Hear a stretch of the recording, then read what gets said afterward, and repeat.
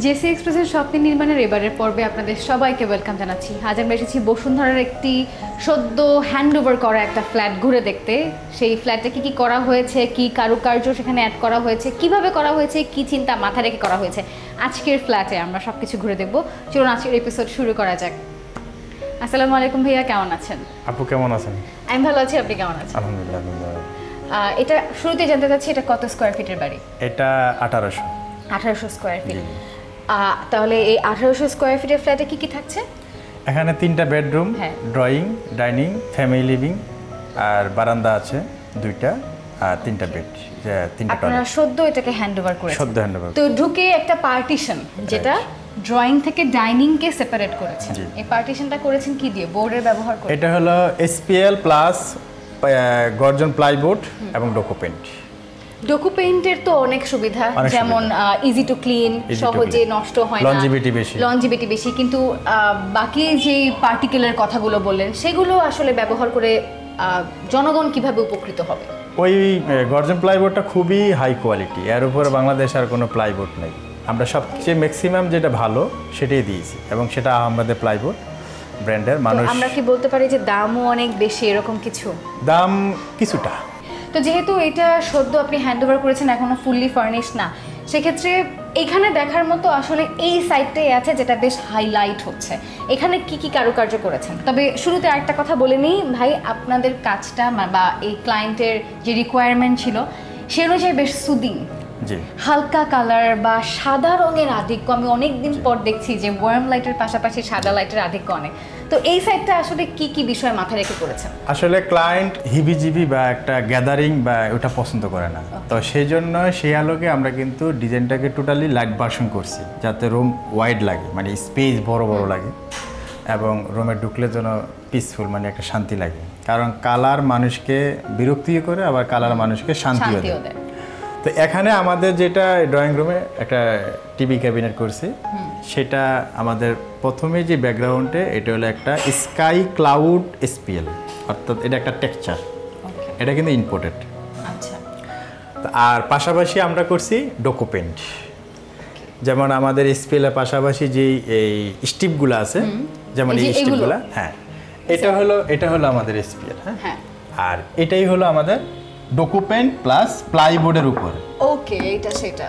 এই কালারটা হলো লাইট ব্রাউন, অর্থাৎ আমরা এই কালারটার সাথে এই কালারটা কন্ট্রাস্ট করছি। যেহেতু আমাদের এই এসপিএল এর সাথে কিন্তু একটা শ্যাম্পেন কালারের একটা বিট আছে, সেই বিটের সাথে আমরা এই কালারটাকে কন্ট্রাস্ট করছি, সিমিলারিটি করছি, যাতে টোনটা ভালো। তবে আপনাদের শুরুতে চাহিদা এরকম ছিল যে খুব বেশি কালারফুল কোনো কিছু ইউজ করা যাবে না, ভাইব্রেন্ট কিছু হবে না, যেটা হবে খুব সুদিং। তো এই বোর্ডটাতে বেসিক্যালি এই টিভিটা বসবে, রাইট?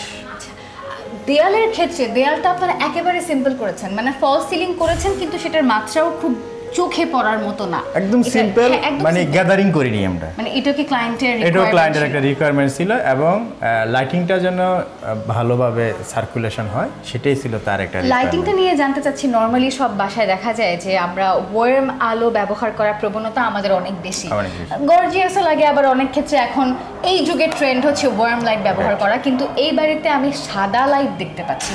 ইভেন শুধু সাদা লাইট না, সাদা লাইটের আধিক্য অনেক বেশি। এটা কি ক্লায়েন্ট করেছে না আপনারা করেছেন? এটা ক্লায়েন্টের একটা রিকোয়ারমেন্ট ছিল এবং আমরা সেটা প্রস্তাব করছি এবং সেটা আমরা ফুটিয়ে তুলছি।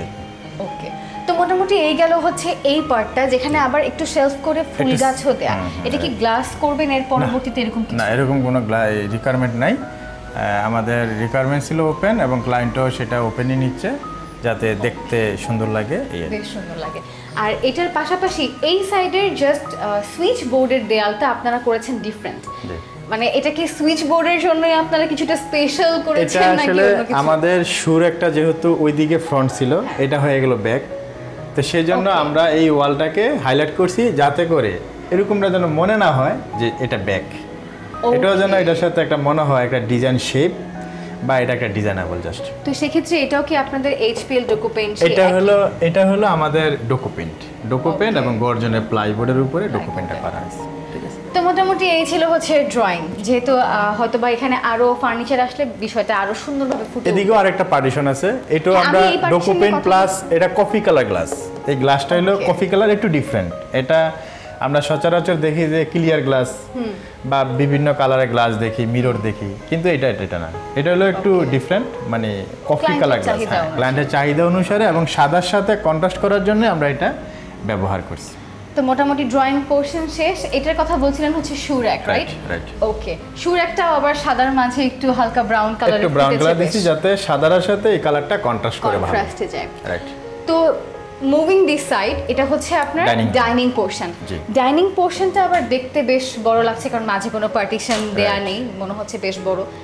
এই সাইডটা ডাইনিং এর একদম পাশেই হচ্ছে আপনার বেসিন কর্নারটা করা। এখানে একটা গ্রে কালার, গ্রে টোনের একটা টাইলস দেওয়া হয়েছে এবং একটা গ্রানাইটটাও ঠিক টাইলসের সাথে ম্যাচিং করে দেওয়া হয়েছে, এবং সুইস ব্র্যান্ডেরও এখানে একটা বেসিন প্লাস এসএস কালারের একটা ফাসেট। এই কর্নারটা হচ্ছে আপনি এটা fridge cum plus washing machine with dinner wagon.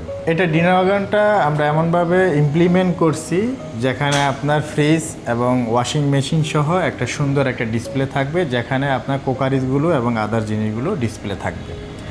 এবং পাশাপাশি এখানে আবার একটু ডিফারেন্ট কাজ করেছেন। এটা হলো ডিফারেন্ট, এটা একটা মালয়েশিয়ান ইম্পোর্টেড চারকোল, এটা আমরা চারকোল বলি, এটা চারকোল, রাইট? এই টোটালটাই, হ্যাঁ, এই টোটালটাই হলো আমার একটা চারকোল। হ্যাঁ, তো এই চারকোলটা পিভিসি, বাট পানিতে নষ্ট হবে না। আর কালারটাও আমরা এই কালার টোনের সাথে শ্যাম্পেনটাকে হাইলাইট করছি, আমরা কন্ট্রাস্ট করছি। আচ্ছা, আরেকটা বিষয় হচ্ছে এখানে আমি যতটুকু আপনার কাছ থেকে শুনলাম যে এটাকে আপনি ডিনার ওয়াগন করেছেন, তো ওয়াশিং মেশিনের ডিনার ওয়াগনের সাথে কি সম্পর্ক, নাকি ফাঁকা জায়গা ছিল?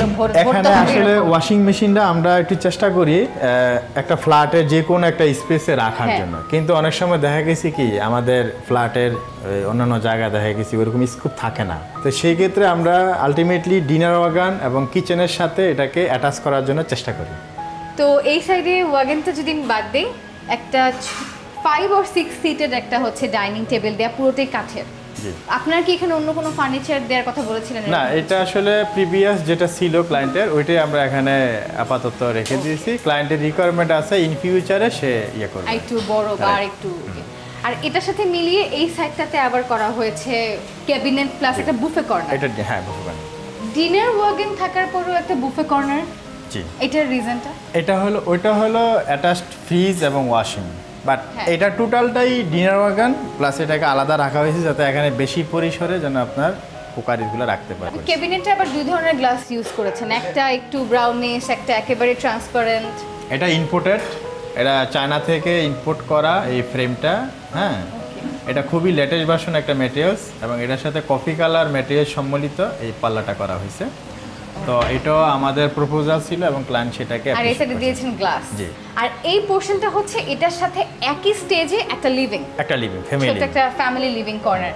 এখানেও আবার সোফা দিয়ে, আবার একটা ফ্রিজের জায়গা। এটা আমাদের এডিশনাল ছিল, আসলে এটা টেম্পোরারি, আমরা এটা পরবর্তীতে শিফট করে ফেলবো আর কি। তো যদি এটা বাদ দিয়ে আমি চিন্তা করি, এখানে ছোট একটা ফ্যামিলি লিভিং, টিভিটা শুধু ওইখানে দেওয়া হচ্ছে, কিন্তু অনেক ফ্যামিলিতে থাকে যে ওই পাশে একটা বারান্দাও আছে, একটা বারান্দা আছে, গ্রিন জোন আছে।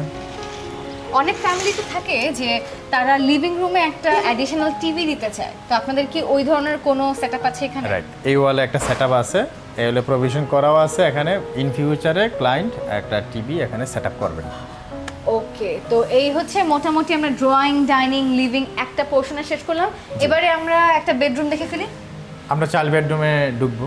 চাইল্ড বেডরুম, তবে চাইল্ড বেডরুমে যাওয়ার আগে ছোট্ট একটা বিরতি নিয়ে আসতে চাই। প্রিয় দর্শক, দেখছেন জেসি এক্সপ্রেসের স্বপ্নের নির্মাণ, কোথাও যাবেন না, ছোট্ট একটি বিরতি নিয়ে কিছুক্ষণের মধ্যেই ফিরছি।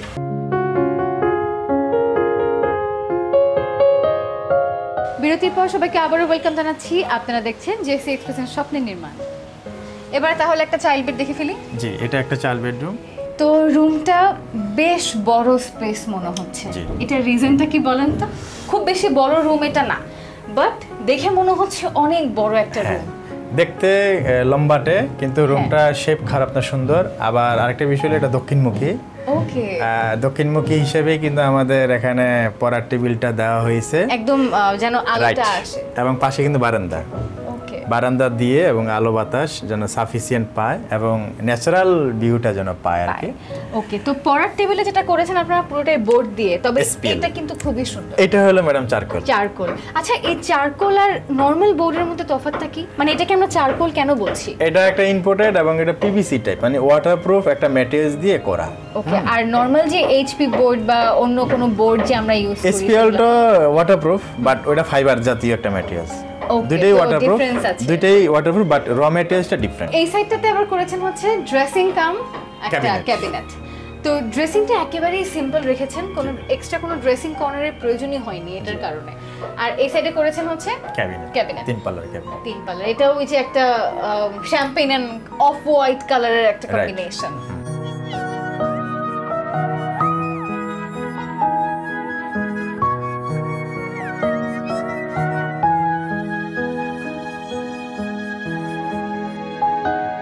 এখন আমরা যাচ্ছি master bedroom. Master bedroom. Okay, master বেডরুমটা আবার বেশ বড়, মানে দেখেই মনে হচ্ছে যে অনেক বড়, আর আইডিয়াও করা যাচ্ছে। মাস্টার বেডরুমে যতটুকু যা দরকার ঠিক তাইটাই দিয়েছেন, কোনো অ্যাডিশন কিছু নেই? না, অ্যাডিশন বলতে রিকোয়ারমেন্ট অনুসারে যেটা আমরা দিয়েছি। এখানে একটা ক্যাবিনেট, পাঁচটা পাল্লা। ওকে, এখানেও দুইটা কালার ইয়া করা হয়েছে, একটা হচ্ছে শ্যাম্পেন আর একদম গ্রেইশ একটা ব্রাউন এবং হোয়াইট কালার। তো মূলত আমাদের বাড়িতেও কিন্তু এরকম কর্নার থাকে, সেই কর্নার গুলো তো এখানে ইউটিলাইজ করেছে পাঁচ পাল্লার একটা ক্যাবিনেট করে। এটা ভালো করেছে যে জায়গা, এখানে যদি তিন পাল্লা দিয়ে এখানে কোন একটা শোপিস টোপিস দিত, জায়গাটা হয়তো বা ভরতো, কিন্তু আমাদের রিকোয়ারমেন্ট অনুযায়ী হতো না, যেটা এই বাড়ির লোকজন করেছে। অ্যামেজিং।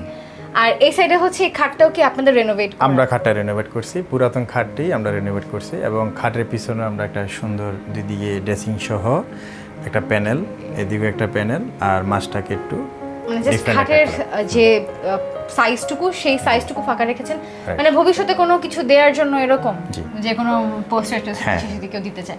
আর এখানে এটা কি জানালা? এটা হলো একটা জানালা, এটা একটা জানালা, আর এটা হলো আমাদের একটা বারান্দা, আর এখানে একটা সিটিং স্পেস একটা সিটিং স্পেস দেওয়া। ওকে, এটা আবার লিভিং রুমের যে সোফা সেম টাইপ। এই বাসার একটা মজার বিষয় হচ্ছে খুব বেশি ডিফারেন্ট ডিজাইন, ডিফারেন্ট কালার দিয়ে মানে ব্যাপারটাকে ঘিঞ্জি করে ফেলা হয়নি। নরমালি এক ফার্নিচারই সব জায়গায় ব্যবহার, এক আলোই সব জায়গায় ব্যবহার, এটা আবার চোখেরও শান্তি। আর এই কর্নারটাতে একটা শেলফ করা হয়েছে, শুধু শেলফ বলবো না, এটা মাল্টিপারপাস ইউজেবল শেলফ। এটা হলো আমাদের ওই যে হোয়াইট এন্ড ইউলিশ, ওই যে যেটা অন্য রুমে ওনার চাইল্ড বেডরুমে দেওয়া হয়েছে, দুইটা কালার জাস্ট। আর এই কর্নারটা, এটা হলো আমাদের ড্রেসিং। হ্যাঁ, খাটের পাশেই আমাদের ড্রেসিংটা রাখা হয়েছে, আর ক্যাবিনেট পোর্শনটা ওইদিকে রাখা হয়েছে। ড্রেসিংটার কি কোনো শেপ ছিল বা কোনো রিকোয়ারমেন্ট?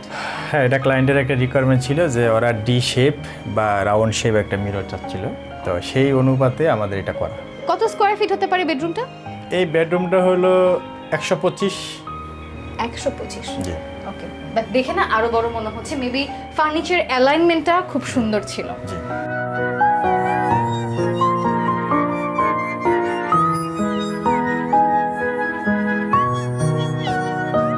ড্রয়িং, ডাইনিং, লিভিং, দুটো বেডরুম সব ডান, এখন বাকি আছে একটা গেস্ট বেড। ওকে, গেস্ট বেডে কি দিয়েছেন? গেস্ট বেডে আমরা ক্যাবিনেট প্লাস ড্রেসিং এবং খাট সহ আমরা সুন্দর করে একটু সাজিয়েছি। এখানে এই রুমটা যদিও একটু ছোট, তবে আমরা এক্সিস্টিং যেই ক্লায়েন্টের কিছু ক্যাবিনেট ছিল, যেমন এখানে একটা খাট, ওই খাটটাকে আমরা রিনোভেট করছি, অর্থাৎ এটা কালারটাকে আমরা রিনিউ করছি, কালারটা চেঞ্জ করেছেন, নতুন করে কালার করেছেন। আর এই ক্যাবিনেটটা ওনার এক্সিস্টিং ছিল, এটা আমরা এটার সাথে অ্যাটাচ করছি, এবং এটার সাথে আগের বাসাতে ছিল এরকম, রাইট, এবং এটার সাথে কিছু নিয়ে এসেছে, আর এটাকে আপনারা আবার একটু কালার করে এক্সটেনশন করছি এবং কালার করছি। আর গেস্ট রুমে কিন্তু আমরা অনেক সময় ভুলে যাই, ড্রেসিং কর্নারটা খুব বেশি জরুরি। সবকিছুর পাশাপাশি গেস্ট থাকে, বা অনেক সময় আমরা আমাদের আত্মীয় স্বজন, আমাদের কাছের মানুষ থাকে, তো একটা ড্রেসিং টেবিল খুব বেশি জরুরি।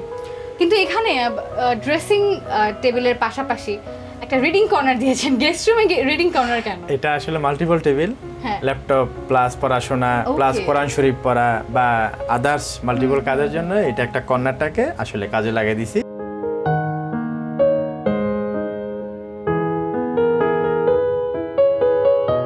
থ্যাংক ইউ সো মাচ কাউসার ভাই, পুরো বাড়ি ঘুরে দেখলাম এবং অনেক বিষয় নিয়ে আপনার সাথে আলোচনা হলো। অনেক আপনাকে অসংখ্য ধন্যবাদ। অনেক ভালো লাগলো। আপনাকে অসংখ্য ধন্যবাদ, আপনার সাথে টোটাল বিষয়টা শেয়ার করতে পেরে। Thank you. প্রিয় দর্শক, জেসি এক্সপ্রেসের স্বপ্ন নির্মাণের এবারের পর্ব আজ এ পর্যন্তই। দেখা হবে পরবর্তী সপ্তাহে নতুন কোনো স্বপ্ন নির্মাণের গল্প নিয়ে। সে পর্যন্ত সকলে ভালো থাকুন, নিজেদের খেয়াল রাখুন এবং দেখতে থাকুন নিউজ 24।